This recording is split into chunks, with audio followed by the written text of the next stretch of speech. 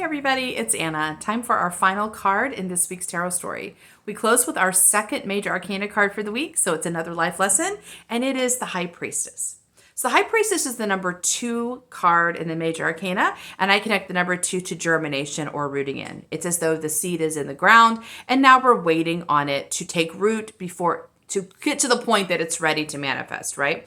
So this card is an integration step, which means we're not really doing, well, I would say it's not that we're not doing anything. This is an active card. It's just not an outwardly active card. The work is underground, which means we're not out marking things off our to-do list or strategizing. It's not really a time for the mind to strategize or get involved. This is really an intuitive step where the intuition is in charge because the work is sort of hidden from the mind, right? It's like when you're having a baby, like you can't really see in there. I guess you can with ultrasounds, but I mean, like you can't see it by yourself. So what you're really doing in the 2-step is getting ready for the manifestation.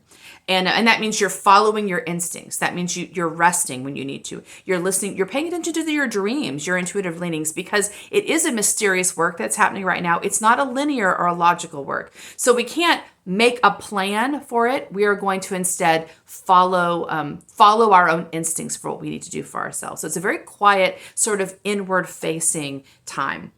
And the High Priestess sits here with a book of wisdom in her lap. You know, that's her. She's got the logos. She's got the wisdom available. She's also standing or sitting in front of a veil, which is guarding the unconscious. Basically, she's guarding the unconscious, right?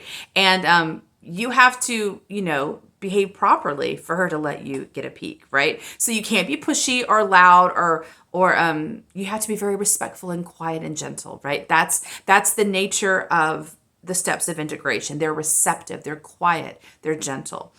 So this can be a real challenge, as I say all the time, for the mind because the work is underground and we seem to not be doing anything. From the mind's perspective, we're hanging out.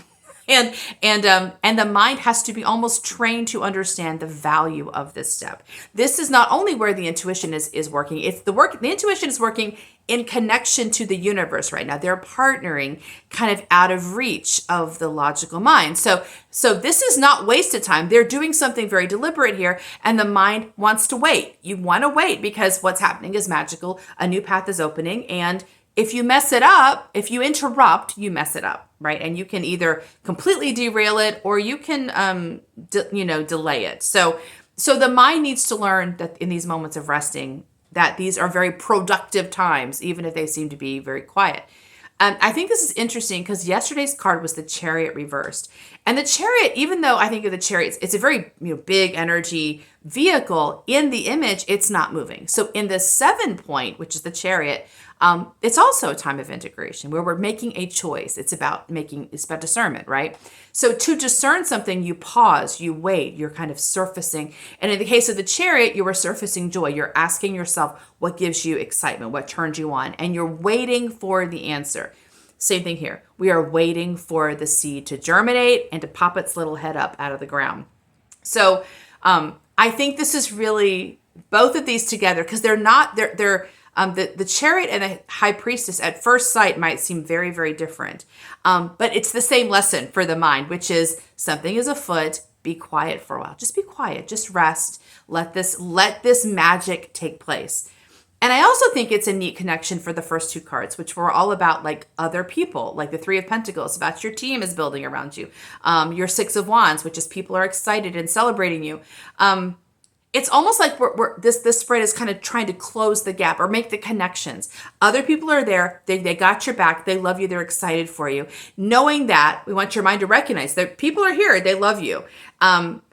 Now let's do the mysterious work of being quiet for a while. And because you've given the mind access to the larger world, which loves you, supports you, is ready to help, I think it helps the mind realize we're not really as isolated as we think. The mind's actually fairly frightened, reasonably so, of being isolated. Like that's dangerous, right? And also it can mean that you're crazy. So my mind is always validated by the fact that people who are kind of normal still love me and want to be around me. So the mind's like, okay, there are people around us. They love us. They're here for us. Maybe we're not moving right now, but all is well because I can trust the intuition is doing some kind of important work beneath the surface and the world still loves me. okay, it makes it easier for me to trust and to walk in faith. The path is dark right now. There's no action steps to take. I'm going to have to wait it out. Well, thank goodness I've got people around me who love me. So I kind of like the way this spread. It seems like at first glance, it seems a bit disjointed, like almost like there's conflicting themes, but they're not conflicting. They're actually supportive. It's just it's more complex than we might initially think. But life is complex. And part of the journey is helping the mind agree to complexity, not to duality, but to complexity. So that's our tarot story for this week. See you next time. Bye.